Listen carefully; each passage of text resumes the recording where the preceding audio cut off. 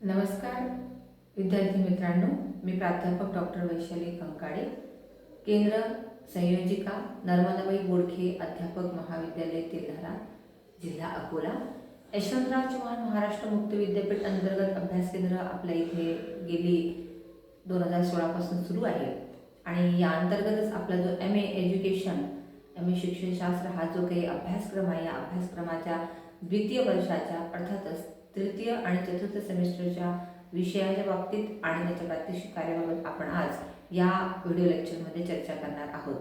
तर निश्चितच मला आशा आहे की आपल्याला ही माहिती उपयोगी पडेल आणि यातून आपल्या अनेक शंकांचं समाधान सुद्धा होईल. तर आपण मागील व्हिडिओमध्ये प्रथम वर्षाच्या प्रथम सेमिस्टर आणि द्वितीय सेमिस्टरच्या संदर्भातील विषय, प्रात्यक्षिक कार्य, लघुशोध, संशोधन प्रकल्प, अहवाल लेखन, प्रात्यक्षिक, क्षेत्रभेटी, आंतरवसिता या प्रात्यक्षिकाचा सुद्धा विचार केलेला आहे आणि प्रथम व द्वितीय सेमिस्टरचे मुख्य जे विषय आहेत त्याचे विषयांची चर्चा आणि गुणांकन कसे असते याविषयीचे मार्गदर्शन घेतलेले आहे. यामध्ये हा कोर्स नव्याने असल्या कारणाने यातील बदल हा मागील वर्षापासूनच सुरू झालेला आहे.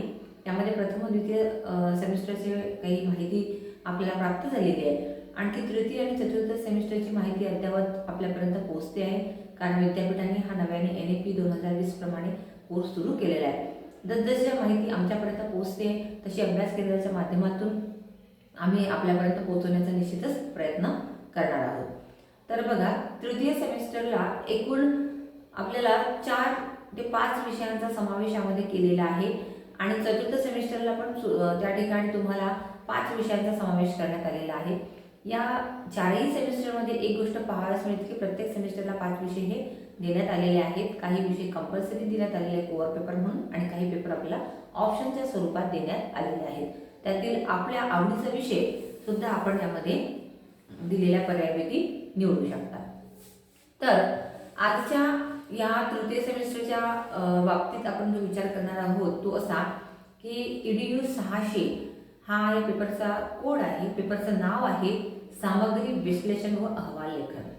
अर्थातच हा जो पेपर आहे तो आपल्या पेपरच्या नावावरूनच तुमच्या लक्षात आलं असेल की सामग्री विश्लेषण व अहवाल लेखन म्हणजेच लघुशोध प्रबंध जे काही प्रात्यक्षिक कार्य आपल्याला या MA एज्युकेशनच्या द्वितीय वर्षाला पूर्ण करायचे आहेत त्यावरचा तोंडी परीक्षेचा भाग किंवा मौखिक परीक्षेचा भाग जो होत असतो त्याला आपल्याला सामोरं जावं लागतं आणि त्यावरची परीक्षा आपल्याला द्यावी लागते. त्यानंतर अंतर्गत गुण आणि बहिर्गत गुण आपल्याला प्राप्त होत असतात. तर सामग्री विश्लेषण या पेपरच्या अंतर्गत जो काही आपण डेटा संशोधनासाठी एकत्रित करणार आहोत, संकलित करणार आहोत, त्या संकलित केलेल्या डेटाला अंतिम स्वरूप देण्यासाठी आपल्याला सामग्रीचं विश्लेषण करावं लागतं. रॉ डेटा त्याच्यामध्ये आपल्याला तयार करावा लागतो. आलेल्या मार्किंगचं, गुणांकनाचं किंवा डेटाचं आपल्याला एका विशिष्ट फॉर्मॅटमध्ये संख्यात्मक दृष्टिकोनातून वर्गीकरण विश्लेषण करावं लागतं आणि त्यासाठी काही पद्धती आहे, संख्याशास्त्रीय पद्धती आहे. आपण सगळे अनुमानात्मक आणि वर्णनात्मक संख्याशास्त्राचा वापर संशोधनामध्ये प्रामुख्याने करत असतो. तर त्यामध्ये आपला विषय कोणत्या पद्धतीने आपण घेतलेला आहे, आपण संशोधनाची कोणती पद्धत वापरणार आहोत, त्या अनुषंगानं संख्यात्मक माहिती विश्लेषण आपल्याला करावं लागत असतं. आणि सामग्री विश्लेषण करत असताना सर्वेक्षण पद्धतीमध्ये आपण काय स्क्वेअर असेल, शेकडेवारी पद्धती असेल किंवा त्याचबरोबर अणुवा असेल, त्या पद्धतीचा वापर करून आपण आपल्या सामग्रीचं विश्लेषण सुद्धा करू शकतो. प्रायोगिक पद्धती किंवा मिक्सिंग पद्धतीचा आपण जर वापर केलेला असेल तर त्या ठिकाणी तुम्हाला टी व्हॅल्यू आहे, क्रिटिकल रेशो आहे, यासारख्या सांख्यिकीय तंत्रांचा, साधनांचा वापर सुद्धा आपल्याला करता येतो. आणि त्याच्या आधारे आलेल्या माहितीचे विश्लेषण केल्यानंतर जे काही आपण अहवाल लेखन करतो आहे, त्याच्यामध्ये निष्कर्ष मांडतो आहे, सामग्रीचं विश्लेषण करतो आहे आणि त्यांच्या काही शिफारशी, शैक्षणिक महत्त्व, काही कॉन्ट्रीब्युशन्स मांडत आहोत, ते संशोधन दृष्टिकोनातून फार महत्त्वाचे असतात. पण त्यासाठी नंबर्स आणि डेटा हा फार महत्त्वाचा असतो. तोच भाग या विषयामध्ये सामग्री विश्लेषण व अहवाल लेखनामध्ये प्रामुख्याने देण्यात आलेला आहे असे आपल्याला दिसून येते. तर अतिशय महत्त्वाचा पेपर आहे. यालाही 100 गुण आहेत. 70 मार्काचा पेपर पॅटर्न आपला आहे. 30 मार्काचा इंटरनल असेसमेंट आहे. त्याच्यामध्ये तुम्हाला स्वाध्याय प्रश्न दिले जातात विद्यापीठाकडून. ते आपल्याला परीक्षेच्या अगोदर काही दिवस प्राप्त होतात वेबसाईटवर आणि त्यानंतर ते लिहून तुम्हाला अध्ययन केंद्राला जमा करावायचे असतात. ज्याप्रमाणे प्रथम आणि द्वितीय सेमिस्टरला आपण केलेली आहे त्याचप्रमाणे तृतीय आणि चतुर्थ सेमिस्टरला सुद्धा स्वाध्याय आपल्याला जमा करावे लागतात. त्याचे अंतर्गत गुण आपल्या पेपरच्या माध्यमातून आपल्याला प्राप्त होत असतात. आणि 70 गुणांची लेखी परीक्षा आपली जी आहे त्याच्यामध्ये दीर्घोत्तरी आणि लघुत्तरी प्रश्नांचा समावेश केलेला आहे. असाइनमेंटमध्ये काही MCQचा समावेश केलेला आहे, पण पेपर पॅटर्नमध्ये MCQ सध्या तरी इन्क्लूड केले गेलेले नाहीत. भविष्यामध्ये त्या दृष्टिकोनातून NEPच्या धोरणाचं तंतोतंत पालन करत असताना त्याचा सुद्धा वापर किंवा अवलंब प्रश्नपत्रिकेमध्ये होण्याची संभाव्यता सुद्धा नाकारता येत नाही. कारण आम्ही सुद्धा या बाबतीत अजूनही परिपूर्ण माहिती प्राप्त केलेली नाही आहे. कारण NEPच्या नुसार विद्यापीठ कोणत्या नियमांचं पालन करते, कोणत्या प्रश्नपत्रिकेचं अनुकरण करते याचाही विचार सध्या स्थितीत चालू आहे. तो जसा बदल असेल, जसं तो इम्प्लिमेंट केला जाईल त्याविषयीची मार्गदर्शन आपल्याला विद्यापीठाकडून पण मिळते आणि आम्ही अध्ययन केंद्राच्या माध्यमातून आपण देण्याचा प्रयत्न करू आणि आपण त्या माहितीच्या आधारे पुढे आपल्या परीक्षेमध्ये कसे यश संपादन करायचे याविषयी सुद्धा चर्चा करणारच आहोत. यामध्ये दुसरा पेपर जो येतो त्या पेपरचं नाव आहे EDU 601 अध्यापक शिक्षण. आता हा अध्यापक शिक्षणाचा विषय जो आहे तो सर्वांना ज्ञातच आहे. कारण या कोर्सला ज्यांनी प्रवेश घेतला त्यातील काही लोक शिक्षक म्हणून कार्यरत आहेत, त्यामुळे त्यांचं DED झालेलं आहे किंवा काहींचं BEd सुद्धा झालेलं आहे. काही जे विद्यार्थी ग्रॅज्युएशन बेसवर असतील त्यांना कदाचित या विषयाचा गंध नसेल, पण अध्यापक शिक्षण काय आहे, म्हणजे एका अध्यापकाला शिक्षण कोणत्या पद्धतीने घ्यावं लागतं, कारण त्यांना अध्यापनाचं कार्य पूर्ण करायचं असते. त्याविषयीचे युनिट्स घटक या पेपरमध्ये इन्क्लूड केलेले आहे. याची सुद्धा PDF स्वरूपात आणि लिखित स्वरूपात काही माहिती पुस्तिका आपल्यापर्यंत अध्ययन केंद्राच्या माध्यमातून विद्यापीठ पुरवण्याचा प्रयत्न करत असतो. या पेपरला सुद्धा 100 गुणांचं वेटेज आहे. 70 गुणांची थेअरी आणि 30 गुणांचं इंटरनल असेसमेंट स्वाध्याय प्रश्न आपल्याला पूर्ण करून ते वही एकत्रितरित्या सर्व विषयांची अध्ययन केंद्राला सादर करायची आहे. आता अध्यापक शिक्षक मध्ये अध्यापक कसा असायला पाहिजे, अध्यापकामध्ये कोणते कौशल्य असायला पाहिजे, अध्यापकाने आपल्या विषयाचं ज्ञान कसं ठेवायला पाहिजे, कोणत्या अध्यापन पद्धती, कोणती सूत्र तत्व आपण वापरायला पाहिजे आणि आपल्या अध्यापनामध्ये वेगळेपण कसे आणते, परिणामकारक अध्यापन करण्यासाठी आपण कोणत्या साधनांचा, शैक्षणिक साहित्याचा वापर करू शकतो याविषयीची चर्चा, मार्गदर्शन या पेपरमध्ये आपल्याला केलेले आहे. कारण अध्यापक हा केवळ एकदा शिकला आणि एकदा त्याने ज्ञान ग्रहण केलं म्हणजे तो परिपूर्ण झाला असं नाही. कारण अभ्यासक्रम किंवा त्याची पद्धती ही दर 5 वर्षांनी बदलणारी असते. दर 5 वर्षांनी काळाची गरज सुद्धा बदलणारी असते. काळाच्या गरजेनुसार आपल्याला चालावं लागतं. म्हणून आपण एकदा शिक्षक बनलो म्हणून ज्या पद्धतीने आपण बनलो किंवा घडलो त्याच पद्धतीने आपण शिकवायचं किंवा त्याच पद्धतीने आपण विचार करायचा असं आपण फिक्स करू शकत नाही किंवा गृहीत धरू शकत नाही. त्यामुळे परिस्थिती जशी बदलते तशा काही अध्यापन पद्धती आहेत, काही सूत्र आहेत, काही तत्व आहेत, काही साधनं आहेत, त्यांचा अवलंब आपल्याला अध्यापनामध्ये करावं लागतं आणि आपलं अध्यापन परिणामकारक कसे होईल यासाठी सतत एका अध्यापकाला प्रयत्नशील राहावं लागतं. त्यासाठी त्याच्या अंगी विविध गोष्टीचं ज्ञान ग्रहण करण्याची क्षमता, कौशल्य, कार्यक्षमता, कुशलता, गुणग्राहकता, व्यासंग यासारखे विविध गुण हे अंगीभूत असणं आवश्यक असतात. त्याविषयीचा हा पेपर आपल्याला या MA एज्युकेशनच्या M83च्या शिक्षण शास्त्र पदवीमध्ये 2 नंबरचा पेपर आपल्याला कंपल्सरी देण्यात आलेला आहे. अत्यंत महत्त्वाचा पेपर आहे. त्यानंतर आपला तिसरा जो पेपर आहे EDU 602 यामध्ये विशेषतः आपल्याला जो आपलं अध्यापन शास्त्र आहे आणि अध्यापनाशी निगडीत जो भाग आहे त्यामध्ये अध्यापन शास्त्र आणि स्वयंनिर्देशित अध्ययन कसे आहे याविषयीचा हा पेपर अध्यापन शास्त्र व अध्यापन शास्त्रातील तंत्र स्वयंनिर्देशन याविषयीचा हा पेपर आपल्याला देण्यात आलेला आहे. पेपरचं नाव थोडं मोठं आहे पण पेपरमध्ये काय असणार आहे याची जर चर्चा केली तर पुन्हा तोच भाग आहे. हा पण 100 गुणांसाठी पेपर आहे. 70 गुणांसाठी या पेपरमध्ये आपल्याला तात्विक भाग आहे, लेखी पेपर आहे आणि 30 गुणांसाठी इंटरनल असेसमेंट आपल्याला पेपरमध्ये देण्यात आलेली आहे. 30 गुणांचं मार्क्स आपला हातामध्ये असल्याकारणे आपण स्वाध्याय तयार केले, जे अध्ययन केंद्रात सादर केले तर नक्कीच त्या 30 गुणांपैकी आपल्याला मार्किंग चांगलं मिळून जातं आणि उर्वरित जे काही आहे लेखी परीक्षा ती आपल्या हातामध्ये आहे. या अभ्यास क्रमातील जे प्रश्न आपण तयार करणार आहोत त्या आधारावरच आपला चांगला पेपर हा आपण लिहिणार आहोत. आता या पेपरच्या नावावरूनच आपल्या लक्षात आलं असं की अध्यापन शास्त्र, कारण अध्यापन हे शास्त्र की कला असा एक संवाद आहे. त्यावर आधारित काही घटक, काही युनिट्स या पुस्तिकेमध्ये या पेपरमध्ये देण्यात आलेले आहेत. तर प्रामुख्याने आपल्या लक्षात येईल की अध्यापन एक शास्त्र आहे की कला आहे. तर खऱ्या अर्थाने ते शास्त्र पण आहे आणि कला पण आहे. कारण अध्यापन करणं साधी सोपी गोष्ट नाही. आपण बोलताना म्हणतो की अध्यापक हा हाडाचा असला पाहिजे, त्याच्यामध्ये ते गट्स, ते कॅलिबर्स हे असले पाहिजे. कारण असं उसणं घेऊन आपण अध्यापक बनवू शकत नाही, किंवा काही गोष्टी ह्या मिक्सिंग आपल्यामध्ये केलं म्हणजे आपण अध्यापक होऊ शकत नाही. तर उपजतता आपल्यामध्ये ते कौशल्य असावे लागतात, किंवा काही कौशल्य हे आपल्याला आत्मसात सुद्धा करावे लागतात. तर उत्तम शिक्षक किंवा अध्यापक म्हणून आपण आपल्या क्षेत्रामध्ये आपली स्वतःची ओळख, अस्तित्व, आपलं एक स्थान निर्माण करू शकतो, अन्यथा आपण करू शकत नाही. त्यामध्ये स्वयंनिर्देशित काही घटक सुद्धा आहेत. अध्ययनाचे काही प्रकार सुद्धा आपल्याला सांगितलेले आहे. कारण अध्यापकाला अध्यापन शास्त्र जसं ज्ञान करून घ्यावं लागतं, त्यासाठी त्याला अध्ययन म्हणजे काय हे पण माहिती असायला लागतं. आणि अध्ययनाचे काही स्वयंनिर्देशित तत्व आहेत किंवा अध्ययन पद्धती आहेत, त्याचा सुद्धा अभ्यास हा अध्यापकाला करावा लागत असतो. वेगवेगळ्या प्रकारचे अध्ययन आहेत, अध्ययनाचे प्रकार आहेत. आपण वेगवेगळ्या पद्धतीने अध्ययन करत असतो. संकेत अध्ययनापासपर्यंत आपण सगळे अध्ययनाचे घटक हळूहळू परिस्थितीनुसार आत्मसात करत असतो. त्यामध्ये चालक अध्ययन आहे, शृंखला अध्ययन आहे, बहुगुणित भेदाभेद अध्ययन आहे, त्यानंतर क्रमणित अध्ययन आहे, शाखीय अध्ययन आहे. वेगवेगळ्या प्रकारचे अध्ययनाचे जे प्रकार आहेत, त्या अध्ययनाच्या प्रकारच्या गरजेनुसार आपण तो भाग आत्मसात करून आपलं ज्ञान वृद्धिंगत करणे हे कार्य करत असतो. आणि ते अध्यापकाला अत्यंत आवश्यक असते. कारण अध्यापक एकदा शिकवतो म्हणजे तो दोनदा त्या गोष्टी शिकलेला असतो, आत्मसात केलेला असतो. त्याविषयीची चर्चा या पेपरमध्ये आपल्या तिसऱ्या करण्यात आलेल्या विविध घटकांच्या साहाय्याने. याला पण 100 गुण आहेत. त्यानंतर आपला चौथा पेपर येतो. त्या पेपरचं नाव आहे EDU 603. त्यामध्ये शैक्षणिक माहिती संप्रेषण व तंत्रविज्ञान याविषयीचा आपला पेपर आहे.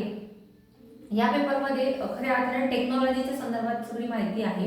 कारण आपण 21व्या शतकामधील अध्यापक आहोत. आता तुम्हाला 18व्या शतकातला किंवा 19व्या शतकातला अध्यापक आणि 21व्या शतकातल्या अध्यापकाच्या बाबतीत तुलना करायची झाली तर निश्चितच त्याच्यामध्ये फरक जाणवतो. कारण 18व्या शतकातील शिक्षकांना ज्या काही गोष्टी ज्ञात नव्हत्या, ज्या काही टेक्नॉलॉजीचा त्यांना अभ्यास झालेला नव्हता, ज्या टेक्नॉलॉजीपासून ते दूर होते, तंत्रविज्ञान त्यांना माहिती नव्हतं, शैक्षणिक अध्यापन पद्धतीच्या पलीकडे काही विविध पद्धती आहेत, त्यांचा वापर करून आपण अध्यापन परिणामकारक करू शकतो, याविषयीचं ज्ञान कदाचित 18व्या शतकातील शिक्षकांना नसेल.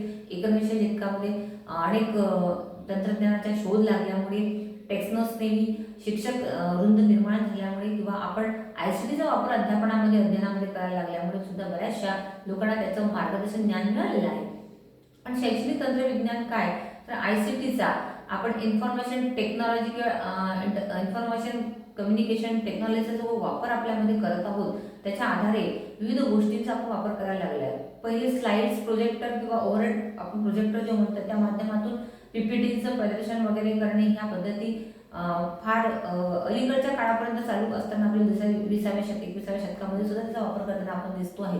परंतु आता त्या सर्व बाबींची जागा ओव्हरहेड प्रोजेक्टर असेल, इबिडास्कोप असेल, किंवा आणखी काही ध्वनिफिती असतील, चित्रफिती असतील, यांचा वापर आपण केलेला आहे. पण आता ब्लेंडेड लर्निंग, गुगल क्लासरूम, त्यानंतर व्हर्च्युअल क्लासरूम्स असतील, आभासी वर्गखोल्या असतील, ह्या ज्या काही बाबी आहेत त्यांचा आपल्या अध्यापनामध्ये फार हस्तक्षेप आता वाढलेला आहे. आपण नेटच्या माध्यमातून किंवा विविध टेक्नोसेवी तंत्रज्ञानाच्या माध्यमातून आपण बऱ्याचशा गोष्टी आता अवगत करायला लागलो आहेत आणि नवनवीन प्रयोग आपल्या अध्यापन प्रक्रियेमध्ये करायला लागलो आहोत. तर तोच भाग या पेपरच्या अंतर्गत शैक्षणिक माहिती संप्रेषण व तंत्रविज्ञान यामध्ये दिलेला आहे. कारण संप्रेषणाचे सुद्धा वेगवेगळे काय आलेले आहेत, नवीन आयाम आलेले आहेत, आधुनिक आयाम आले, विशेष म्हणजे टेक्नॉलॉजिकल बेस, तंत्रविज्ञानाच्या आधारावरचे सगळे आयाम आलेले आहेत, साधनं आलेले आहेत. त्यांचा वापर कसा आणि कशा पद्धतीने आपण करायला पाहिजे त्याविषयीची सविस्तर चर्चा या पेपरमध्ये आपल्याला अभ्यासायला मिळणार आहे. हाही पेपर आपला 100 गुणांसाठी आहे. 70 गुणांची थेअरी आहे आणि 30 गुणांसाठी इंटरनल असेसमेंट आपल्याला देण्यात आलेली आहे. त्यानंतरचा कंटिन्युएशन मधला पेपर जो आहे तो इथे संपतोय आणि 604 नंबरचा जो पेपर आहे तो आपल्याला वैकल्पिक पेपर आहे. त्याला 2 पेपर आहेत. त्यामध्ये तुम्हाला विज्ञान शिक्षण आणि भाषा शिक्षण असे 2 पेपर आहेत तिसऱ्या सेमिस्टरच्या 5व्या पेपरमध्ये. तर त्यामध्ये आपण ग्रॅज्युएशनला ज्या शाखेचे विद्यार्थी म्हणून अभ्यास केलेला आहे तर त्या शाखेच्या विद्यार्थी या नात्याने आपण जर त्या विषयाचं सिलेक्शन केलं तर आपल्यासाठी निश्चितच ते प्रेरणादायी ठरेल किंवा मार्गदर्शक ठरेल आणि अभ्यासासाठी सुद्धा सोयीचे ठरेल. उदाहरणार्थ BSc या फॅकल्टीमधून कोणी ग्रॅज्युएशन पूर्ण केलं असेल तर त्यांनी या ठिकाणी शिक्षण हा विषय निवडत असताना विज्ञान शिक्षणाचा विषय निवडणं जरुरीची आहे, जेणेकरून विज्ञानाचं अध्यापन कसं केलं जातं, कोणत्या पद्धती त्यामध्ये असतात, विज्ञान विषयाची उपयोगिता काय, त्याची उद्दिष्टे काय आहे, ह्या विषयामध्ये कोणत्या ध्येय धोरणांना ठेवून हा अभ्यासक्रम अध्यापन केला जातो, कोणत्या शैक्षणिक साधनांचा वापर याच्यामध्ये जास्तीत जास्त आपण करू शकतो, याविषयीची इत्थंभूत माहिती आपल्याला या पेपरच्या विविध घटकांमध्ये अभ्यासाला मिळणार आहे. आणि तो भाषा शिक्षण हा पेपर आहे, याच्यामध्ये लँग्वेजच्या संदर्भात माहिती दिली असेल की मराठी भाषा असेल तर मराठी भाषा अभ्यासक्रमामध्ये तिचं स्थान काय, तिचे महत्त्व काय, तिच्या अध्यापनाची वैशिष्ट्ये उद्दिष्टे काय, तात्कालिक उद्दिष्टे कोणती आहे, दूरगामी उद्दिष्टे कोणती आहे, जे की आपण DED किंवा BEdला अभ्यास केला त्यामुळे आपण सविस्तर त्याविषयी बोलत नाहीये, पण त्यामध्ये कोणत्या भागाचा समावेश प्रामुख्याने पेपरच्या दृष्टिकोनातून करण्यात येणार आहे किंवा आलेला आहे याविषयीची चर्चा ॲट अ ग्लान्स आपण ती घेतोय, एक ओव्हरव्ह्यू आपण त्याचा घेत आहे. प्रत्येक पेपरचा जेव्हा आपण विचार करायला जाऊ किंवा त्या प्रत्येक पेपरचा आपण लेक्चर्स जेव्हा अटेंड करू तेव्हा त्या पेपरच्या अंतर्गत काय असणार आहे याची एक ब्रीफ आयडिया तुम्हाला त्याच्या संदर्भात मिळू शकते. ज्यावेळेला तुमच्या अध्ययन केंद्रावरून त्या संदर्भातले वेगवेगळे लेक्चर्स संपर्क सत्र अटेंड केले जातील आणि त्यामार्फत आपण त्या माहितीचा पुरेपूर फायदा घेऊ शकाल. तर भाषा शिक्षणामध्ये पण भाषेची अध्यापनाची उद्दिष्ट काय आहेत, वर्गाध्यापनाची उद्दिष्टे कोणती आहेत, अध्यापनाच्या पद्धती कोणत्या आहेत, तंत्र सूत्र हे कोणकोणते वापरले जातात आणि त्या माध्यमातून अध्यापन कसं परिणामकारक केलं जातं हे सुद्धा या पेपरच्या अंतर्गत काही कंटेंटच्या दृष्टीने समाविष्ट केलेले आपल्याला दिसून येईल. तर असा हा तिसऱ्या सेमिस्टरचा तात्विक भाग आहे आणि याच्यामध्ये 5 पेपर तुम्हाला कंपल्सरी पेपर दिसत आहेत. 5व्या पेपरला एक वैकल्पिक विषय आहे, पर्यायी विषय आहे, त्यापैकी एका विषयाची निवड आपण आपल्या प्रवेश करत असताना करू शकता, कारण हे विषय एकदाच निवडलेला प्रवेशाच्या वेळेला करण्याचा एक्झाम फॉर्म वेगळा भरला जात नाही, प्रवेशाच्या वेळेस हा फॉर्म भरला जातो किंवा ही माहिती भरली जाते आणि त्यानुसार आपल्याला तृतीय सेमिस्टरला हे विषय येत असतात. रिपीटरच्या विद्यार्थ्यांनाच फक्त तो फॉर्म भरायची गरज असते, पण जे काही फ्रेश आपण विद्यार्थी असतो प्रवेशित त्यांना हा एक्झामचा फॉर्म सुद्धा भरावा लागत नाही. तर अशा पद्धतीने हा तिसऱ्या सेमिस्टरचा आपला अभ्यासक्रम राहणार आहे. आता याच्यामध्ये प्रात्यक्षिकमध्ये आपण स्वाध्याय म्हटलं की तुम्हाला एका पुस्तिकेचं लेखन त्यामध्ये करायचं, एक नोटबुक तुम्हाला तयार करायची, एक फाईल तुम्हाला तयार करायची, त्याच्यामध्ये 5 विषयाचे स्वाध्याय, प्रत्येक विषयाचे 3 असे याप्रमाणे 15 स्वाध्याय तुम्हाला मिळतील. त्या स्वाध्यायाचं लेखन करून एक छोटी पुस्तिका, एक बुक, एक वही म्हणा ती तुम्हाला तुमच्या अध्ययन केंद्रात जमा करायची, कारण त्याचे इंटरनल असेसमेंट होत असताना त्याचे गुणगान हे विद्यापीठाकडे सादर केले जातात. पण त्याच वेळेस तुम्हाला जो काही प्रथम वर्षाला द्वितीय सेमिस्टरला आपण जो संशोधनाचा विषय निश्चित केला आहे, त्याचं सादरीकरण केलं आहे, तो विषय कन्फर्म करून घेतलेला आहे, त्या विषयाची यादी आपण विद्यापीठात सादर केलेली असते. तो विषय आता कार्यान्वित करण्याचा आपला हा वेळ असतो. आपण जे काही प्रश्नावल्या तयार केल्या असतील किंवा जे डेटा आपल्याला सर्वेक्षणाच्या माध्यमातून कलेक्ट करायचा आहे त्या प्रश्नावल्या आपण आता त्या विद्यार्थ्यांना सोडवायला देणे किंवा प्रयोग पद्धती असेल तर प्रयोग त्यांच्यावर करणे आणि ती माहिती संकलित करून त्या माहितीच्या आधारे आता आपल्याला पुढचे कार्य ॲनालिसिस करणं सुरू करावं लागतं, कारण 5 चॅप्टर आपल्याला लिहायचे असतात. त्यामध्ये पहिले 2 चॅप्टर आपण पहिल्या वर्षामध्ये जर लिहिले असतील किंवा तयार केले असतील तर त्याची आता पुढची कार्यवाही, तिसरं संशोधनाची कार्यवाही हे आपल्याला प्रकरण पूर्ण करावं लागतं, कारण प्रस्तावना आणि संबंधित साहित्याचा आढावा जरी आपण मागील वर्षामध्ये पूर्ण केलेला असला तरी त्यावर वर्क आपल्याला करण्याची प्रत्यक्ष वेळ ही तृतीय सेमिस्टर म्हणजे द्वितीय वर्षाला असते. त्यामध्ये तुम्ही संशोधनाची कार्यपद्धती करत असता, जे साधन तुम्ही ठरवल्या निवडल्या त्याची जी ठरवली आहे त्याचा इम्प्लिमेंटेशन करण्याची ही वेळ असते आणि त्या विशिष्ट कालावधीत तुम्ही ते इम्प्लिमेंट करता, तो डेटा कलेक्ट करता आणि त्या आलेल्या माहितीचं तुम्ही विश्लेषण करता. म्हणून तिसऱ्या सेमिस्टरला त्या पेपरचं नाव सुद्धा दिलेलं आहे, माहिती विश्लेषण व अहवाल लेखन. विश्लेषण केल्यानंतर तुम्ही प्रकरण वाईज प्रकरण 1, प्रकरण 2, प्रकरण 3, 4 आणि 5 प्रस्तावना 1 नंबर, 2 नंबर संबंधित साहित्याचा आढावा, 3 नंबर संशोधनाची कार्यपद्धती, 4 नंबर माहितीचे विश्लेषण व अर्थनिर्वचन आणि 5 नंबर निष्कर्ष व शिफारशी अर्थात सारांश सुद्धा त्याच्यामध्ये असतो. अशा पद्धतीने त्याचं आपण विश्लेषण करून अहवाल लेखन करत असतो. याविषयीचा स्वतंत्र व्हिडिओ म्हणा, लेक्चर म्हणा याचा आपण घेतलेला आहे. लघुशोध प्रबंध कसा निवडायचा, कसा लिहायचा, त्यामध्ये प्रत्येक प्रकरणात काय असते याचे सविस्तर एक लेक्चर आपल्या यूट्यूबला दिलेलं आहे, ते सुद्धा तुम्ही पाहू शकता. त्या संदर्भात सुद्धा माहिती त्या लेक्चरच्या माध्यमातून तुम्ही घेऊ शकता. हा झाला तिसऱ्या सेमिस्टरचा एकंदरीत तात्विक आणि प्रात्यक्षिक भाग किंवा सैद्धांतिक भाग आणि प्रात्यक्षिक भाग. आता आपण बोलूया याच वर्षातल्या चतुर्थ सेमिस्टरमध्ये कोणते विषय आहेत आणि त्या विषयाच्या अनुषंगाने आपल्याला कशी तयारी करायची आहे.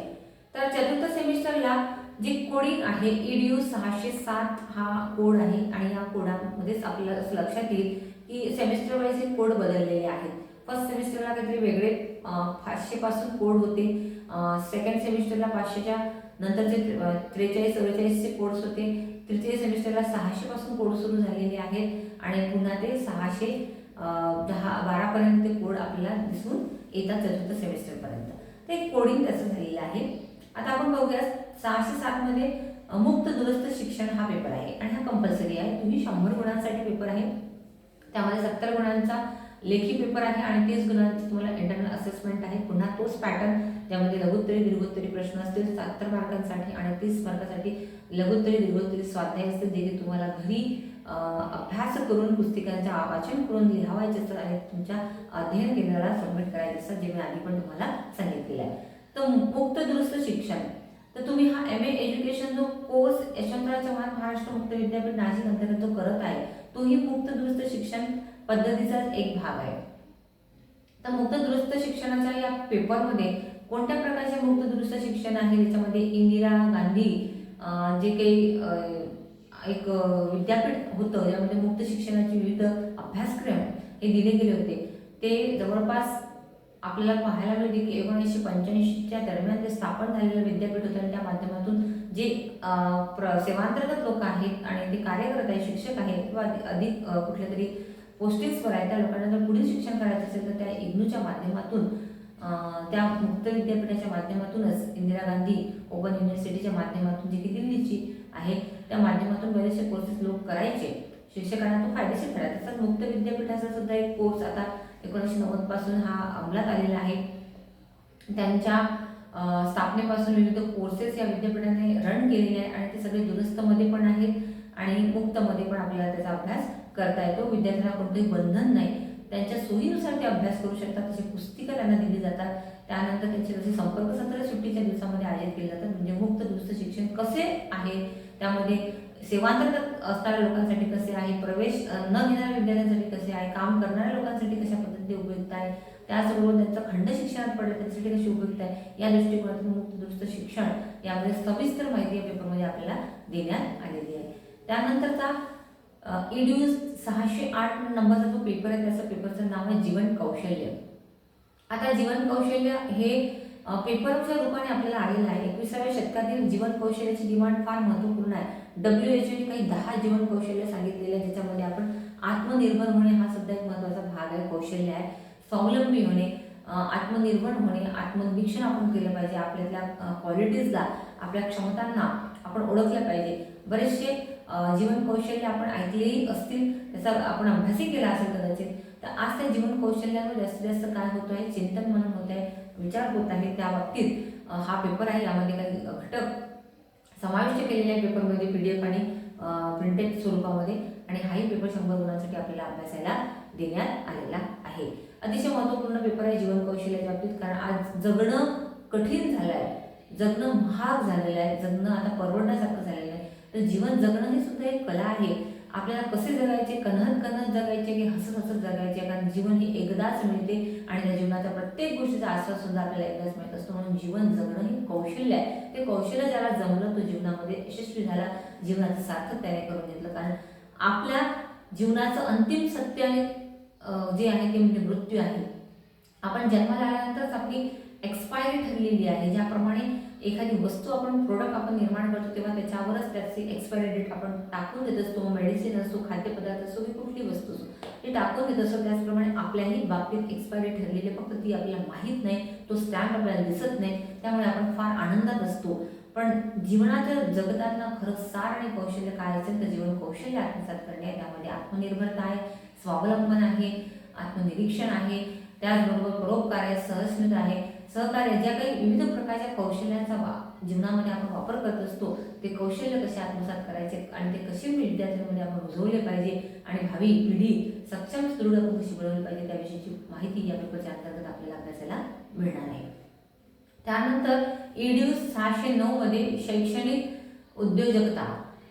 खऱ्या अर्थानं हा पेपर किंवा NEP जो काही प्रोग्राम आहे 2020 हा खऱ्या अर्थाने विद्यार्थ्यांना आत्मनिर्भर बनवणार आहे. त्याचं धोरणच आत्मनिर्भर आहे, स्वावलंबन आहे. विद्यार्थी जाणीव कशी करेल आणि आपल्या जीवनाचा आकार तो कसा निर्माण करेल, यासाठी या NEP मध्ये फार मोठा बदल आणि फार मोठ्या नव्या गोष्टींचा अवलंब करण्यात आलेला आहे. कारण आपल्या शैक्षणिक धोरणाचा जर आपण विचार केला, 1948ला विद्यापीठ आयोग स्थापन करण्यात आला. त्यानंतर 1952-53ला मुदलियार आयोग माध्यमिक शिक्षणाच्या बाबतीत निर्माण करण्यात आला आणि त्याही नंतर पुढे जर गेलो आपण तर 64-66 मध्ये कोठारी आयोग हा माध्यमिक शिक्षणातल्या काही राहिलेल्या गोष्टींच्यावरच आधारित नव्याने सादर करण्यात आला. आणि त्यानंतर डायरेक्ट आपण बघितलं तर 1986ला आपलं नवं शैक्षणिक धोरण आलं आणि त्याची सुधारित प्रवृत्ती म्हणून 1992 मध्ये शैक्षणिक धोरणाची सुधारित आवृत्ती सुद्धा आली.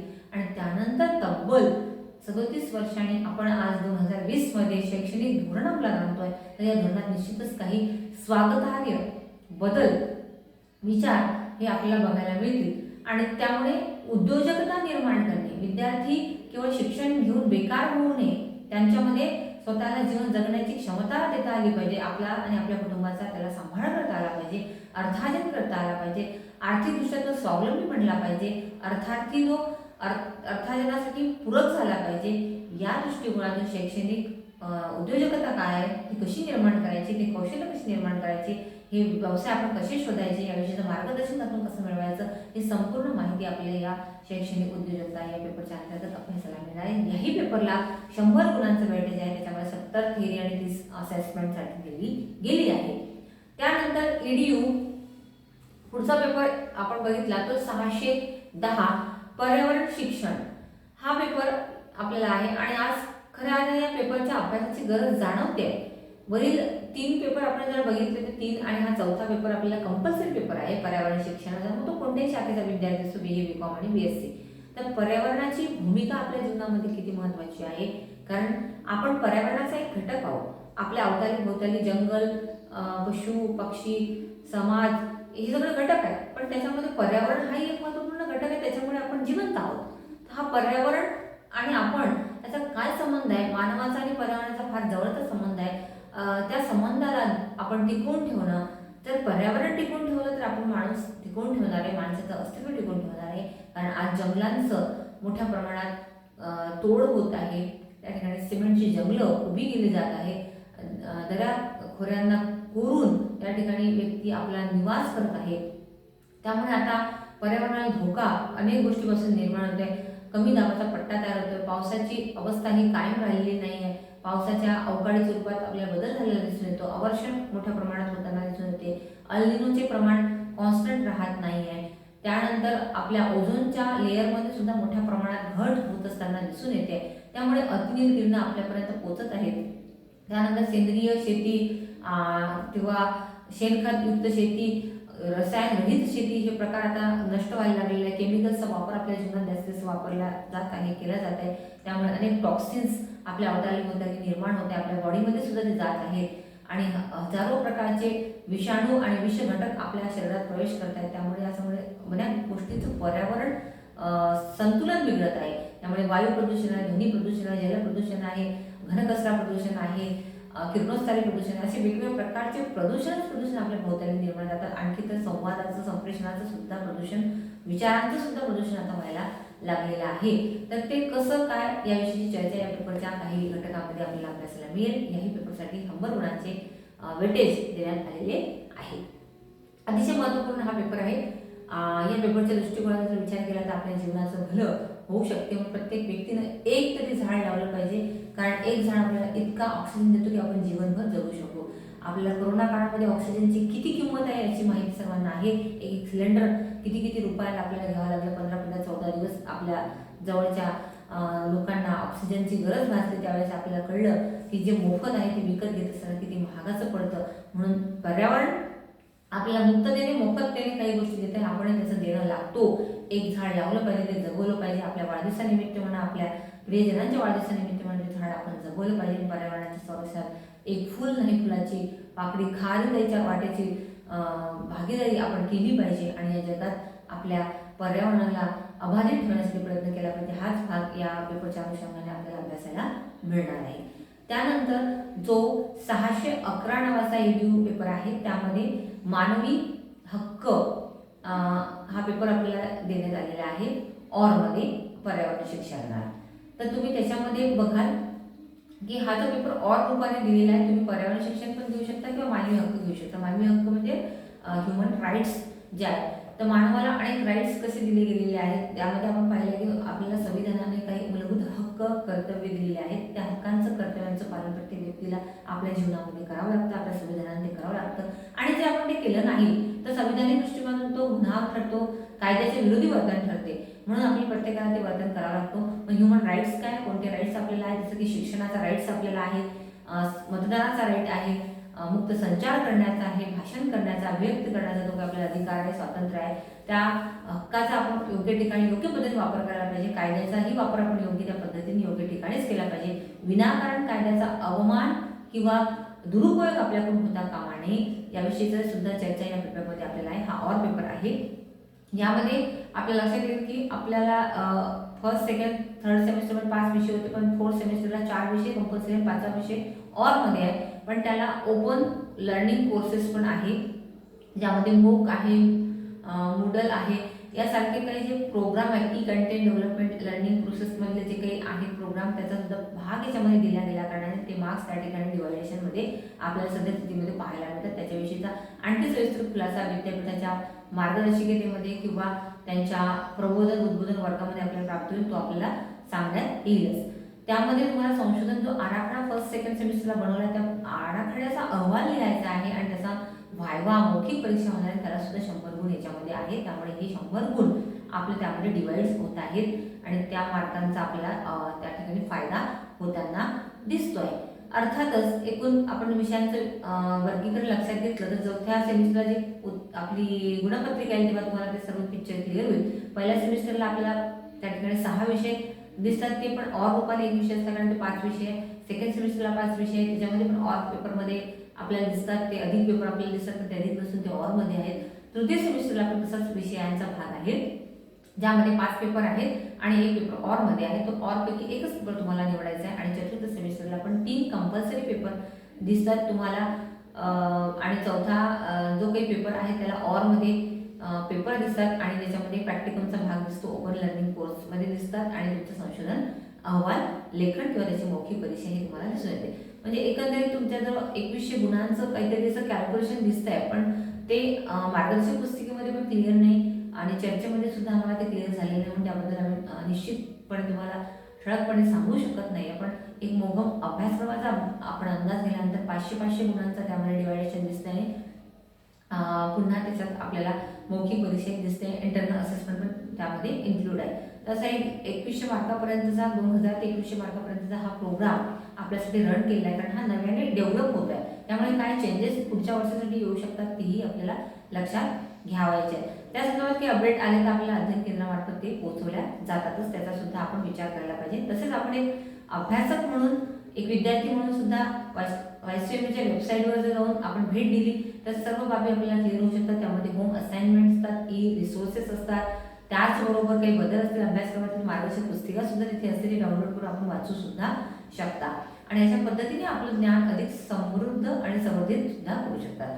तर अशा प्रकारे तृतीय सेमिस्टरमध्ये आणि फोर्थ सेमिस्टरमध्ये आपण जर पाहिलं म्हणजे चतुर्थ सेमिस्टरमध्ये पाहिलं तर अशा विषयांचं वर्गीकरण केलं आहे. तुमच्या ओव्हरऑल एक लक्षात आलं असेलच की प्रथम सेमिस्टर, द्वितीय सेमिस्टर, तृतीय सेमिस्टर आणि चतुर्थ सेमिस्टर यामध्ये फरक असा आहे की एकही विषय त्यामध्ये असा नाही की त्याचा काही एका विषयाचा दुसऱ्या विषयाशी संबंध नाही किंवा एका सेमिस्टरचा दुसऱ्या सेमिस्टरशी संबंध नाही. पहिल्या सेमिस्टरला जे विषय आहेत त्यातले दुसऱ्या सेमिस्टरशी निगडीत नाही आहेत, परंतु प्रत्येक विषय हा एज्युकेशनशी निगडीत आहे आणि एक अध्यापक म्हणून, एक शिक्षक म्हणून त्या अभ्यासक्रमात त्याने त्याचा कसा वापर केला पाहिजे या दृष्टिकोनातून नवीन नवीन विषय आणि त्याच्याविषयी सखोल माहिती आपल्याला कंटेंटमध्ये, आशयामध्ये, पाठ्यक्रमामध्ये देण्यात आलेली आहे. निश्चितच ती आपल्यासाठी मार्गदर्शक ठरणार आहे.